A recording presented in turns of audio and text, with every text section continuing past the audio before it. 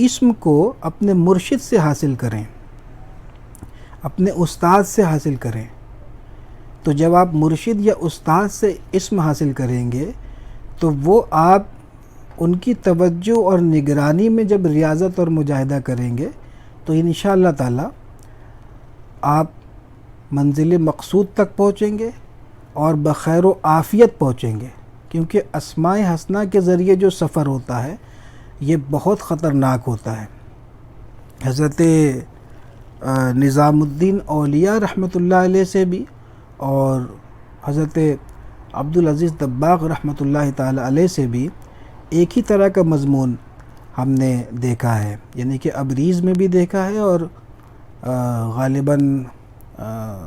اخبار الاخیار جو شیخ محقق کی کتاب ہے اس میں ہم نے شاید دیکھا ہے، یا فوائد الفوائد میں ہے، کہاں ہم نے تو کہیں تو دیکھا ہے۔ بہرحال یہ حضرت نظام الدین اولیاء محبوب الہی اور حضرت عبدالعزیز دباغ رحمۃ اللہ تعالی علیہ نے فرمایا کہ اس سے پوچھا گیا کہ اسماء حسنہ مطلب کہ منزل تک پہنچنے، سلوک کی راہ طے کرنے کے لیے اسماء حسنہ زیادہ مفید ہے یا قرآن کی تلاوت؟ تو فرماتے ہیں، دونوں بزرگ فرماتے ہیں کچھ الگ الگ اس میں جملے ہیں اور کچھ فوائد الگ ہیں، لیکن یہ کہ تھیم ایک جیسا ہے۔ تو فرمایا کہ قرآن مقدس کی تلاوت سب سے زیادہ سیف اور محفوظ راستہ ہے۔ اس کو بندہ قرآن مقدس کی تلاوت سے جو ہے راہ طے کرتا رہے تو اس میں وقت اگرچہ لگے گا لیکن خیر و سلامتی کے ساتھ پہنچے گا، لیکن اس کے برعکس اسماء الہی کے ذریعے جو راہ طے کیے جاتے ہیں تو وہ بہت سرعت کے ذریعے جاتا، بڑی تیزی سے جاتا ہے اور شارٹ کٹ بھی ہے غالباً، لیکن ہے بڑا پرخار، یہ وادی بڑی پرخار ہے۔ تو اسماء حسنہ کو پڑھنا اور اس کی ریاضت کرنا یہ اول تو بغیر شیخ، بغیر مرشد کی اجازت اور ان کی نگرانی میں نہیں ہونا چاہیے، اور دوسرا یہ کہ اگر شیخ یا مرشد کوئی اسم دے تو جب شیخ یا مرشد کوئی اسم دے گا تو آپ سمجھیں کہ پھر وہ اس کے جو خواص مختصر طور پر وہ بتائیں گے، یا ان کی توجہ سے آپ خود بخود جان جائیں گے، آپ کے سامنے وہ مضامین آ جائیں گے، اور انشاءاللہ تعالی پھر وہ مطلب کہ اگر اس پر ہم بات کریں تو گفتگو طویل ہو جائے گی اور وہ ایک الگ ٹاپک ہو جائے گا۔ تو المختصر یہ کہ اول تو اس کے خواص اور شرح کو جاننا اسم کی ریاضت سے پہلے، اور اس سے متخلق ہونا، متصف ہونا، اور دوسرے یہ کہ اسم کو اپنے مرشد سے حاصل کرنا۔ اگرچہ آپ جتنے اسماء حسنہ ہیں اس کے بارے میں آپ خواص اس کے پڑھیں اور اس کے بارے میں ریاضت کا اس کی ریاضت کا اور اس کے خواص کا علم حاصل کریں، وہ الگ بات ہے، لیکن اس کو پریکٹس کرنے کے لیے، اس کو عمل میں لانے کے لیے، اس کی ریاضت کے لیے وہ اسم آپ مرشد سے لیں، مرشد سے حاصل کریں یا اپنے استاد سے حاصل کریں۔ تو اس تمہیدی گفتگو کے بعد اب میں یہ شرح آپ کو پڑھ کر کے بتاتا ہوں۔ بسم اللہ الرحمن الرحیم۔ شرح الرحمن الرحیم، اصل میں اس میں الرحیم کی شرح ویسی تو نہیں، لیکن کچھ چونکہ اس میں مناسبت ہے تو ہم نے الرحمن اور الرحیم کی شرح کا ٹائٹل لگا دیا ہے، لیکن آگے چل کر کے اس میں تحقق اور تخلق جو ہے اسم الرحمن ہی کا ہے، خواص وغیرہ یہ سب صرف اسم الرحمن کا ہی ہے۔ تو یہ دونوں اسم یعنی الرحمن الرحیم، یہ دونوں اسم رحمت سے مشتق ہیں۔ رحمت تامہ یہ ہے کہ محتاجوں کی بھلائی کی جائے اور ان کے حال پر توجہ مبذول رکھتے ہوئے ان کے حق میں نیکی کا ارادہ کیا جائے، اور رحمت عامہ یہ ہے کہ مستحق و غیر مستحق سب کو شامل ہو۔ اللہ تبارک و تعالیٰ کی رحمت عامہ بھی ہے اور تامہ بھی۔ اس کی رحمت کا تامہ ہونا تو اس حیثیت سے ہے کہ وہ محتاجوں کی حاجت روائی کا ارادہ بھی کرتا ہے اور اسے پورا بھی کر دیتا ہے، اور اس کی رحمت عامہ ہونا اس حیثیت سے ہے کہ وہ مستحق و غیر مستحق سب کو عطا فرماتا ہے اور دنیا و آخرت میں سب کو عام شامل ہے، اور ضروریات و حاجات اور ان سے زائد امور پر مشتمل ہے۔ غرض یہ کہ وہ رحمان الرحیم برحق ہے۔ فرمایا الرحمن بنسبت الرحیم کے خاص ہے، اس لیے کہ اللہ تعالیٰ کے سوا اور کسی کے لیے استعمال نہیں کیا جاتا، اور رحیم کا غیر اللہ پر بھی اطلاق کیا جاتا ہے۔ بس اس وجہ سے اسم الرحمن اسم اللہ کے قریب ہے اور علم کا کام دے رہا ہے، اگرچہ وہ رحمت سے مشتق ہے، اس لیے اللہ تعالیٰ نے ان دونوں اسموں کو اس آیت میں جمع فرمایا ہے۔ قُلِ ادْعُوا اللَّهَ أَوِ ادْعُوا الرَّحْمَنَ أَيَّمَّا تَدْعُوا فَلَهُ الْأَسْمَاءُ الْحُسْنَى۔ لازم آتا ہے کہ ان دونوں اسماء کے معنی میں فرق کیا جائے، چنانچہ مناسب ہے کہ رحمان سے ایک خاص رحمت مفہوم ہو جو بندوں کی مقدورات سے بالکل بعید ہو، اور یہ وہ ہے جو سعادت اخرویہ سے تعلق رکھتی ہے۔ بس رحمان وہ ہے جو بندوں پر مہربانی کرتا ہے، ان کو پیدا کر کے، ان کو ایمان و اسباب سعادت کی طرف ہدایت کر کے، اور آخرت میں ان کی بہتری کا سامان کر کے، اور ان کو اپنے دیدار سے بہرہور کرے۔ حضرت شیخ محی الدین ابن عربی رحمہ اللہ اسم رحمان کی شرح کرتے ہوئے فرماتے ہیں کہ یہ اسم بھی اسم اللہ کی طرح ہے جو خود تو موصوف ہوتا ہے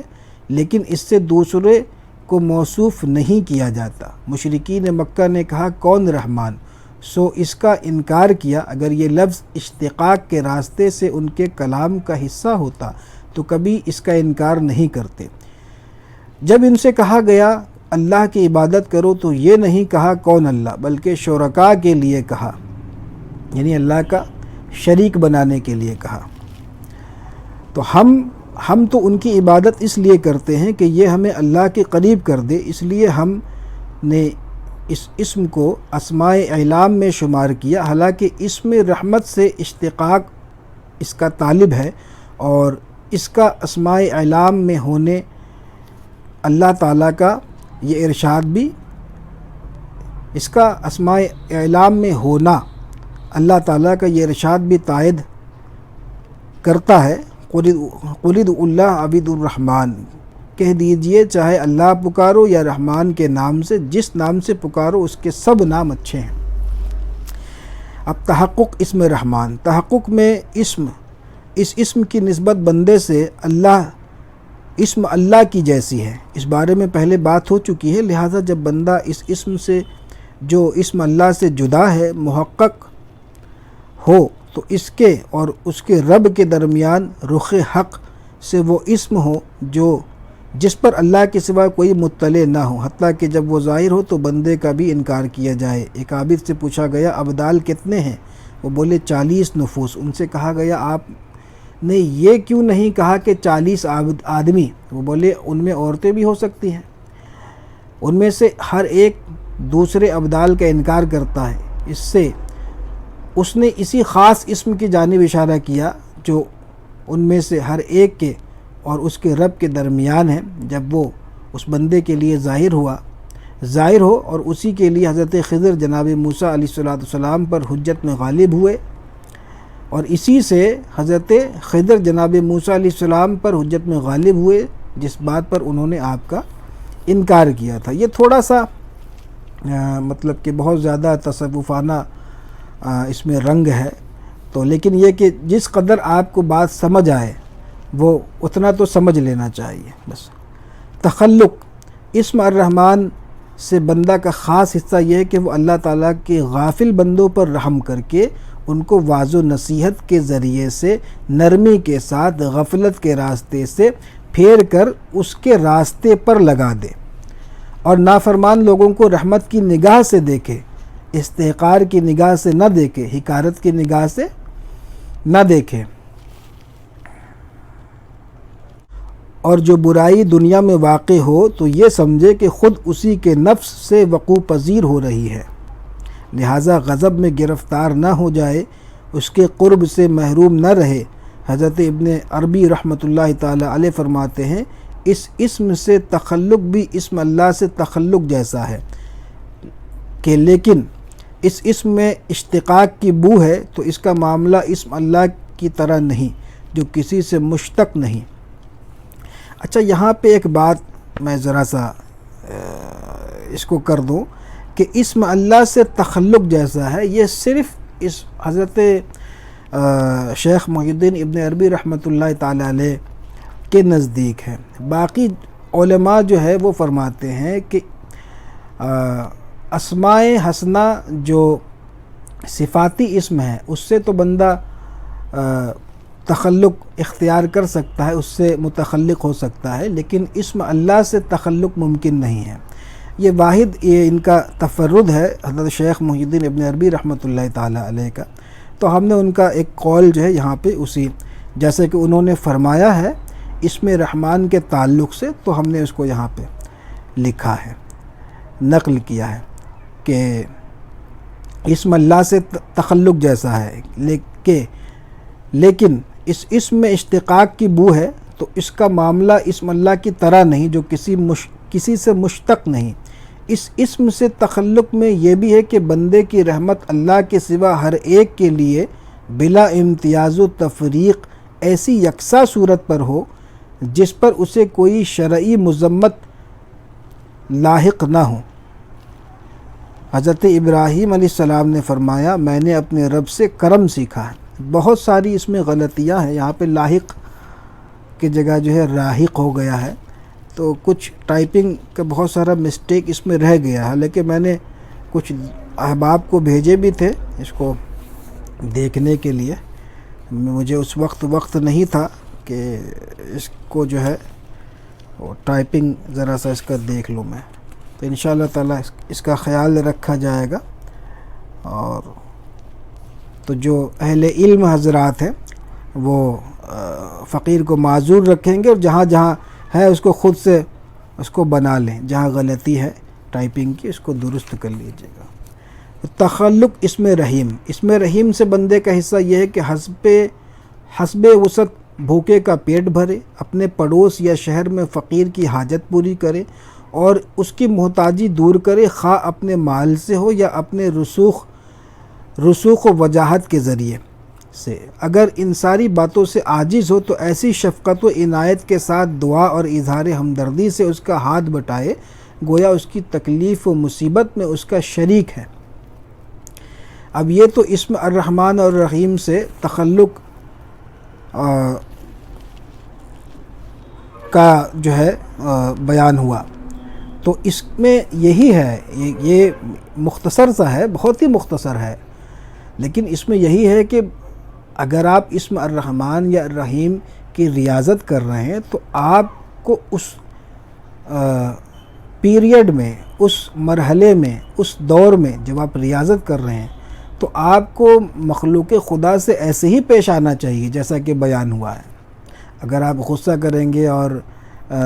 بے جا لوگوں پر ظلم کریں گے، جبر کریں گے، اور پھر اس کے بعد اسم الرحمن یا رحمانو یا رحمانو یا رحیمو یا رحیمو بھی پڑھ رہے ہیں اور لوگوں پر ظلم و زیادتی اور بے جا غصہ بھی کر رہے ہیں اور لوگوں کو جو ہے وہ تکلیفیں پہنچا رہے ہیں، تو پھر وہ اس اسم کا کوئی فائدہ آپ کے پڑھنے